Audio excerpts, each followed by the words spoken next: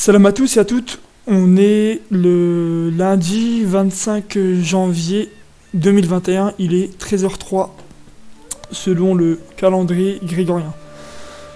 Donc je fais cette vidéo pour réitérer mon soutien inconditionnel à Ahmed, le messager de Dieu, et en profiter en même temps pour vous expliquer rapidement, si Dieu le veut, comment mon chemin a croisé celui de Ahmed. Après, tout a commencé en mi-2018, vers le moitié de l'année, en 2018, où voilà, je me sentais pas très bien en moi, je sentais qu'il y a quelque chose qui allait pas, je me prenais souvent la tête avec les gens qui étaient autour de moi, que ce soit les amis, la famille, etc.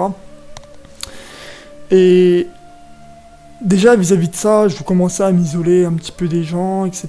Je me sentais pas très bien en moi-même, je sentais qu'il y avait quelque chose qui allait pas. Et quelques mois après, il y a eu le début des Gilets jaunes.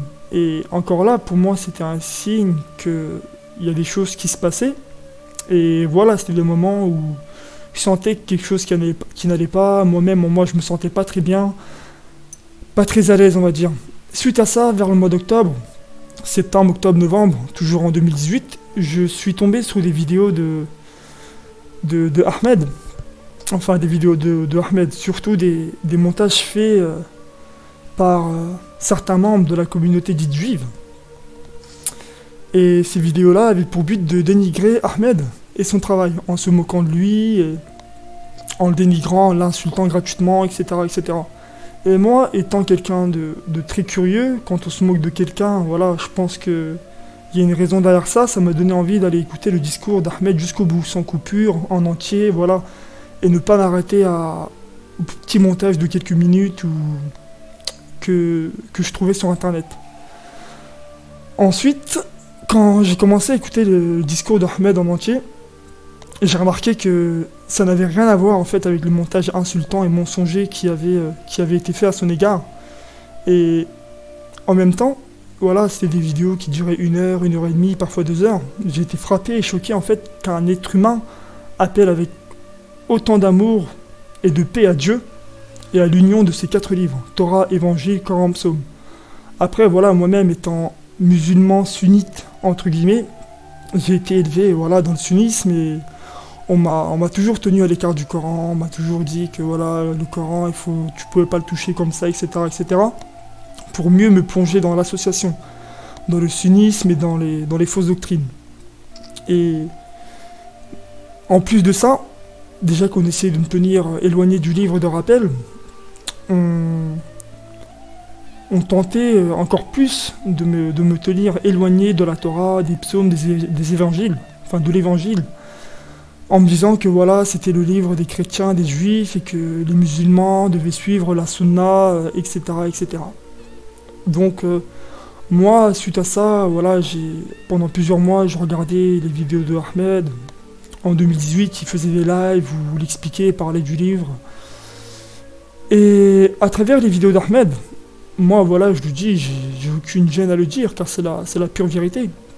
Ahmed, il a enlevé les carcans, les chaînes, les poids qu'il y avait sur mes épaules, et je lui en serai toujours reconnaissant, car il a su appeler et trouver les bons mots pour que mon âme revienne à ce qui fait revivre, donc au livre révélé de Dieu, Torah, Évangile, Coran, Psaume.